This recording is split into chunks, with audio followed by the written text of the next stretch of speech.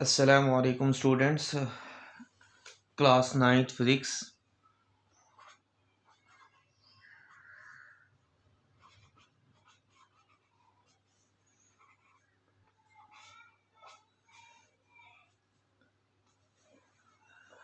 जी तो बच्चों, last time हमने जो टॉपिक डिस्कस किया था उसमें हमारे पास था कि हमने उन टर्म्स को डिस्कस करना है जो कि मोशन के साथ एसोसिएट करती हैं। तो उनमें हमने कुछ टर्म्स को डिस्कस किया था, लाइक आपके पास पोजीशन, डिस्टेंस, डिस्प्लेसमेंट, स्पीड। तो उसी टॉपिक को हम कंटिन्यू करते हुए नेक्स्ट जो हमारे पास टर्म है जिसका आपके पास रिलेशन है मोशन के साथ, उसको हम डिस्कस करेंगे। तो वो आपके पास है वेलोसिटी। एक हमने आज वेलोसिटी को डिस्कस करना है, सेकंड आपके पास है एक्सेलरेशन। इन दोनों को हमने डिस्कस करना है कि किस तरह हमारे पास इनका ताल्लुक, ये आपके पास एज एसोसिएट करती हैं किसके साथ, एज टर्म ऑफ मोशन। तो सबसे पहले आपके पास है वेलोसिटी। वेलोसिटी बेसिकली आपके पास क्या, हम अगर हमने किसी बॉडी की वेलोसिटी बतानी हो तो आपके पास वेलोसिटी हमें ये नहीं बताती, सिर्फ हमें स्पीड का नहीं बताती, बल्कि हमें ये भी बताती है कि किस डायरेक्शन में बॉडी मूव कर रही है। Velocity tells us not only the speed of a body, कि ये जो वेलोसिटी है ये हमें जस्ट स्पीड नहीं बताती वेलोसिटी की, but also the direction along with the body is moving, बल्कि हमें उस बॉडी की डायरेक्शन भी बताएगी जिसके साथ बॉडी मूव कर रही है। अब वेलोसिटी ऑफ अ बॉडी की अगर हम बात करते हैं, किसी भी बॉडी को डिस्कस करें, तो इसमें देखें ये आपके पास क्या होगा, नॉट ओनली स्पीड, कि हमने इसमें से ना ही स्पीड चेक करनी है, ना सिर्फ स्पीड चेक करनी है, बल्कि आपके पास क्या होगा, but also direction along motion. इसको भी हम क्या करेंगे, साथ में डिस्कस करेंगे। सेकंड हमारे पास है कि वेलोसिटी को हम लेते हैं एज अ वेक्टर क्वांटिटी। अब देखें वेक्टर क्यों लेंगे, क्योंकि हमारे पास यहाँ पे डायरेक्शन इन्वॉल्व है। हमने वेक्टर को डिस्कस किया था कि वेक्टर आपके पास एक ऐसी टर्म्स होती हैं, ऐसी क्वांटिटीज़ होती हैं जिनको एक्सप्लेन करने के लिए हमें दो चीज़ें चाहिए होती हैं। एक तो हमारे पास है मैग्नीट्यूड और एक आपके पास है डायरेक्शन। तो हमने पहले ही डिस्कस किया था कि वेलोसिटी से हम सिर्फ उसकी स्पीड नहीं बता सकते, हम स्पीड को ले लेते हैं कि आपके पास एक मैग्नीट्यूड के तौर पे ले सकते हैं, कि हम मैग्नीट्यूड नहीं बताएंगे, इसके साथ हमने उसकी डायरेक्शन भी बताएंगे। डायरेक्शन कौन सी बताएंगे, अलोंग द बॉडी मोशन, कि जिस डायरेक्शन में बॉडी आपके पास क्या कर रही है, मूव कर रही है, वो भी हम साथ बताएंगे। इसलिए इस वेक्टर को, इस क्वांटिटी को हम वेक्टर का नाम देते हैं, कि जब भी हमने वेलोसिटी को मुकम्मल तौर पर एक्सप्लेन करना हो तो हम उसकी मैग्नीट्यूड के साथ उसकी डायरेक्शन भी बताएंगे, direction along which the body is moving.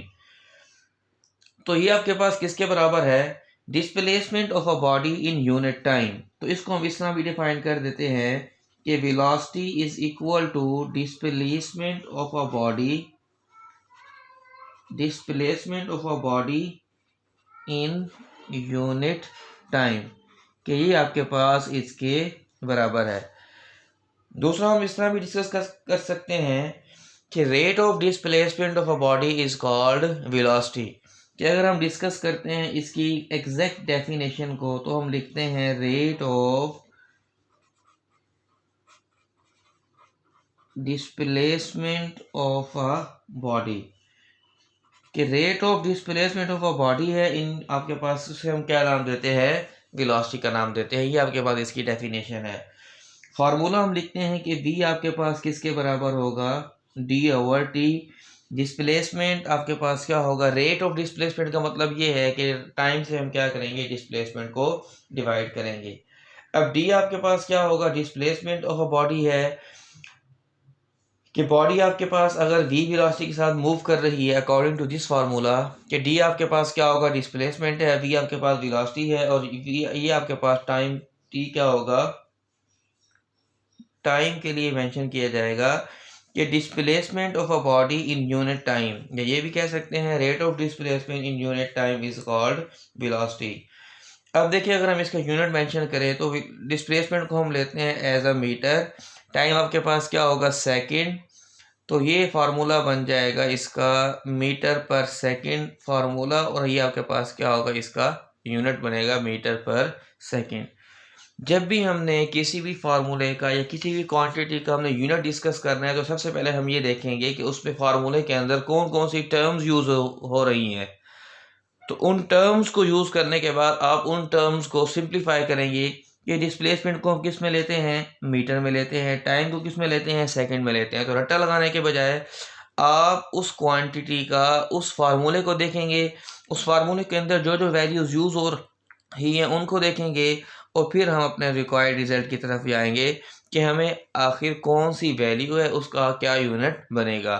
तो ये आपके पास सिंपल है कि डिस्प्लेसमेंट को हम लेंगे तो मीटर में लेंगे, टाइम को लेंगे तो सेकंड में लेंगे। सेकंड आपके पास ऊपर जाके क्या हो जाएगा, नेगेटिव हो जाएगा, जिसे हम लिखते हैं मीटर पर सेकंड। तो ये आपके पास है वेलोसिटी।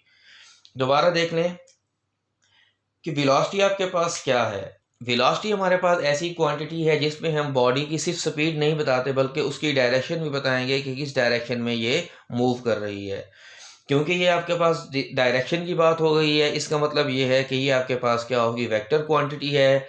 जब भी हम वेलोसिटी को एक्सप्लेन करेंगे तो इसकी मैग्नीट्यूड बताएंगे, मैग्नीट्यूड बताने के बाद हम इसकी डायरेक्शन भी बताएंगे along the motion of a body. Second आपके पास है कि हम इसको डिफाइन किस तरह करते हैं। तो डिफाइन में हमारे पास सिंपल सी एक डेफिनेशन है कि displacement of a body in unit time, कि वेलोसिटी किसके इक्वल है, displacement of a body in unit time. या हम ये भी लिख सकते हैं rate of displacement of a body is called its velocity. V से हम इसको जाहिर करते हैं।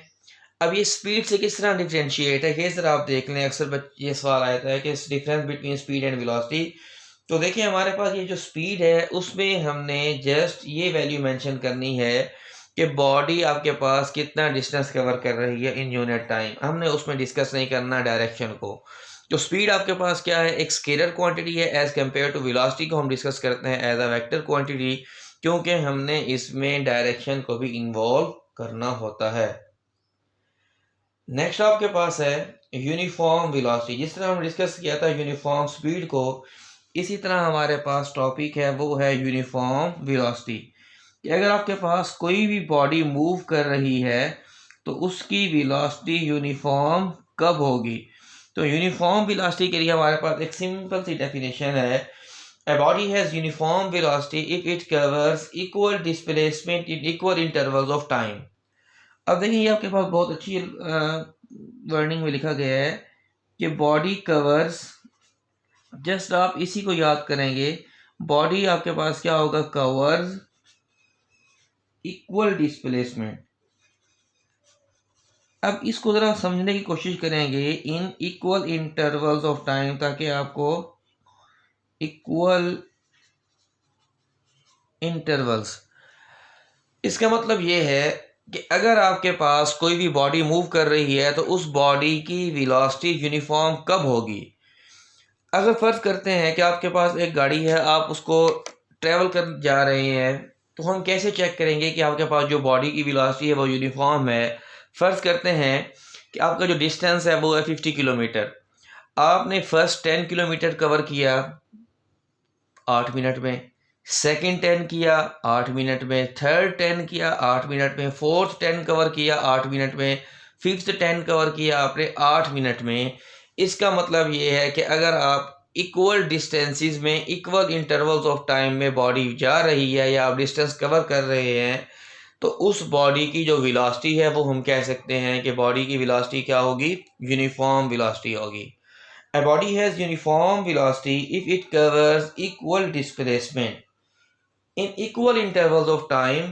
अब ये डिपेंड नहीं करता कि आपके पास इंटरवल कितना भी शॉर्ट हो। मतलब भी हम कह सकते हैं कि इंटरवल आपके पास 2 मिनट का हो सकता है, आपके पास 3 मिनट्स का भी हो सकता है, कि इंटरवल आपके पास 1 किलोमीटर का भी हो सकता है, शॉर्ट भी हो सकता है।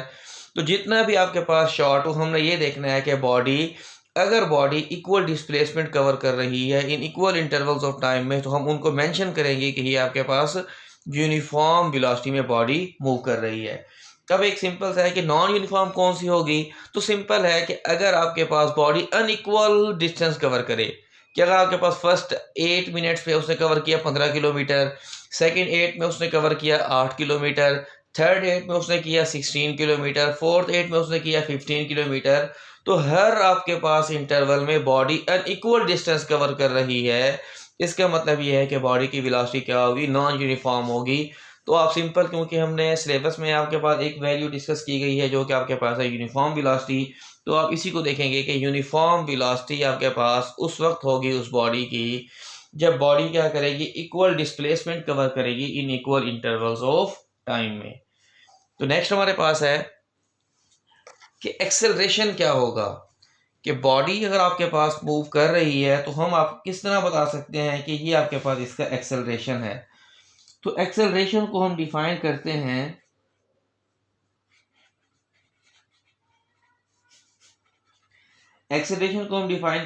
कि आपके पास क्या होगा, रेट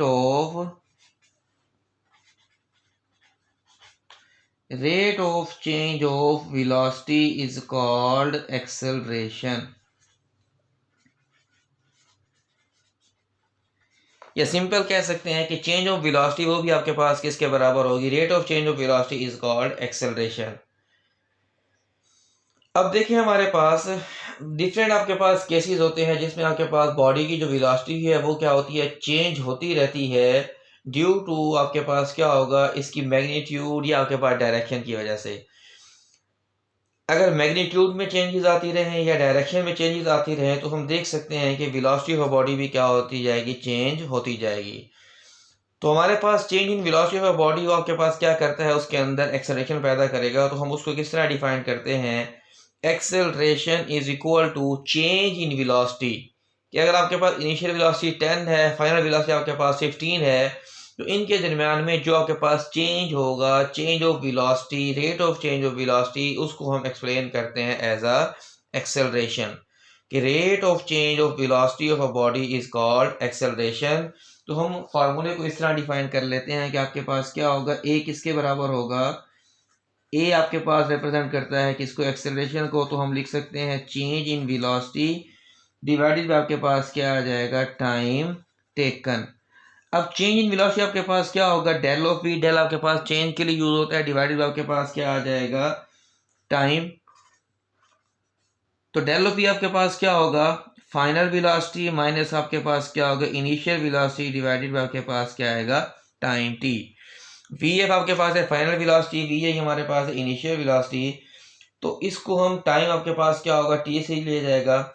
अब देखें हमारे पास इसका यूनिट हम किस तरह लिखेंगे, वेलोसिटी को हमने एक्सप्लेन किया मीटर पर सेकंड में, टाइम आपके पास सेकंड है तो ये ऊपर जाके नेगेटिव हो जाएगा, तो आप इसे क्या लिखेंगे, मीटर पर सेकंड स्क्वायर।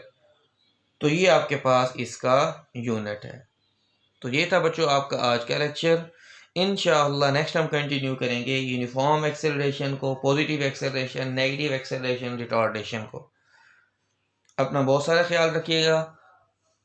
कोई भी बात हो, कोई भी क्वेश्चन हो तो आप कमेंट सेक्शन में पूछ सकते हैं। अल्लाह हाफिज़।